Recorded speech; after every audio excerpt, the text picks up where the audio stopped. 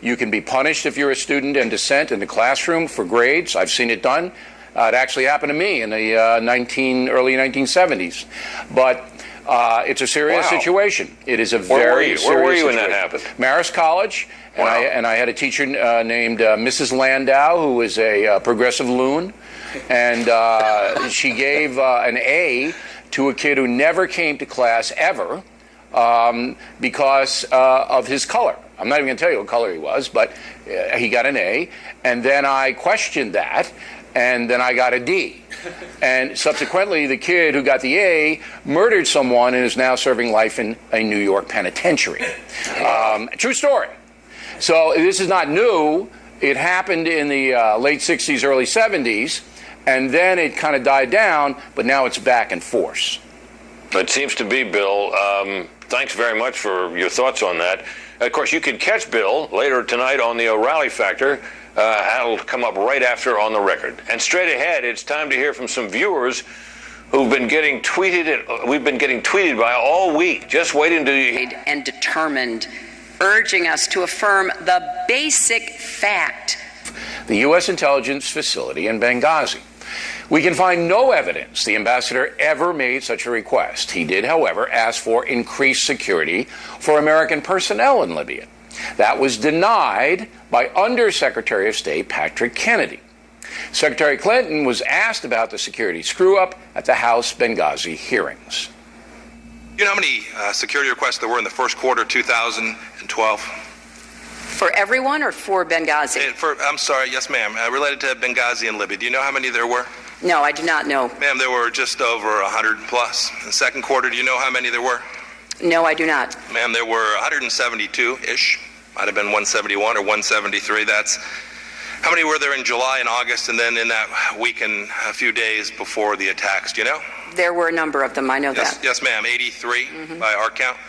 That's over 600 requests. You've testified here this morning that you had none of those reach your desk. Is that correct also? That's correct. Bottom line, former Secretary of State maintains she was unaware of any security request from Libya. Sue Boyd writes from Las Vegas. What was the flesh-colored device in Hillary Clinton's ear when she was talking to Matt Lauer earlier this week? The Clinton campaign denies any device was in Mrs. Clinton's ear. They say it was a lighting reflection that gave rise to the assertion. Now, tonight I have to confess I do have a right here. This is so the director can yell at me. His name is Chet. I'll give you his home address at the end of the program. All right. Ronald DeAngelis, who lives in Stamford, Connecticut, wants to know what Hillary Clinton's association with the radical writer Saul Alinsky was. Hillary Clinton did her college thesis at Wellesley on Mr. Alinsky, a very far-left guy. She interviewed him and said nice things about him. He offered her a job, which she turned down to attend Yale Law School. Ironically, in high school, Hillary Clinton was a big Barry Goldwater supporter, about as far away from Saul Alinsky as one can possibly get. Next question from Tony Ford, who lives in Las Vegas as well. What are the facts in Hillary Clinton's leaving the Watergate investigation? She left because President Nixon resigned. As an attorney working for the House Judiciary Committee, her work was over when Nixon took off in that helicopter and departed for California. Now, there were reports she was fired from her job. Those are not true. John Chevette, who lives in Topsham, Maine, wants to know if an American citizen can sue Hillary Clinton or any other federal official if they don't like their conduct in office. A 1985 Supreme Court decision makes it almost impossible to win a legal judgment against a government official over job performance.